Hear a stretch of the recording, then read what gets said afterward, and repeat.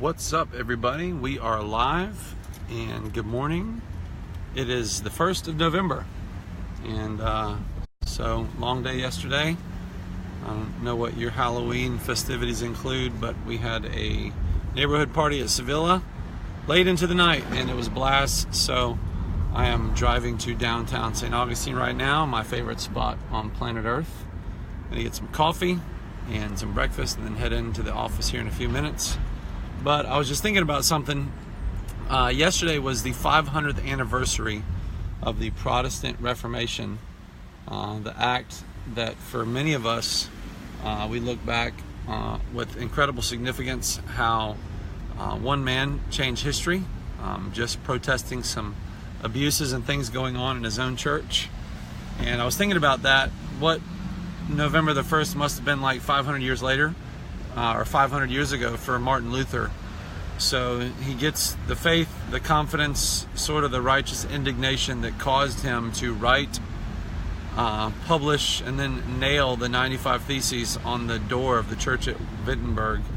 You know, everything that caused him to do that, and then what his thoughts were the morning after. Did he have a moment like, oh my gosh, like what have I done? You know, what was his reaction like, you know, when the world was all of a sudden at his doorstep, when the Catholic Church hated him, when his enemies and his opponents started reacting against him, all those things, you know, what was going on in his mind, what was going on in his heart, what was going on in his life that first morning after, you know, the 31st of October, 1517, right? So I was thinking about that this morning.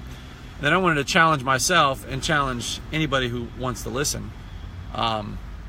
What are you doing today that can shape history? What are you doing today that can change history?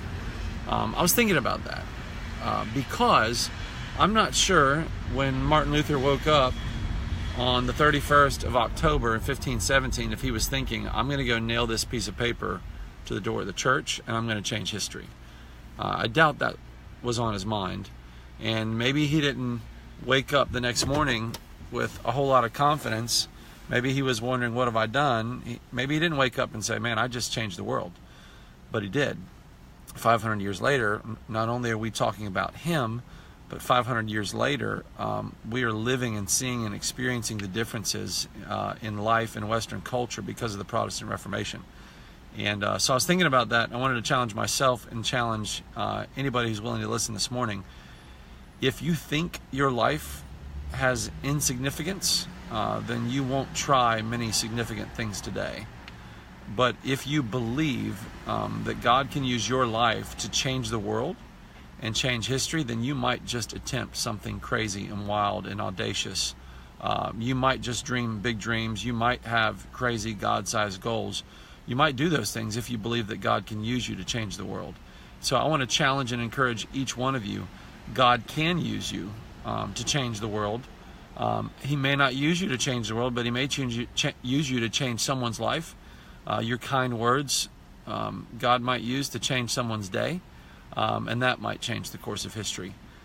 So I just want to challenge and encourage you guys today, the morning after, 500 years later, a lot to do to shape and influence culture in the world around us, a lot to do to change and influence lives around us. So I want to challenge and encourage you this morning. Love God, believe God, take God at his word, get in his word today, dive in there, see what God wants to do and how he wants to use you to change your own life, your family, your community, your church around you. And maybe 500 years later, people will be sitting here talking about that one little insignificant act in history that ended up changing the world. So hope you guys have a great day. We'll see you soon. Appreciate you listening.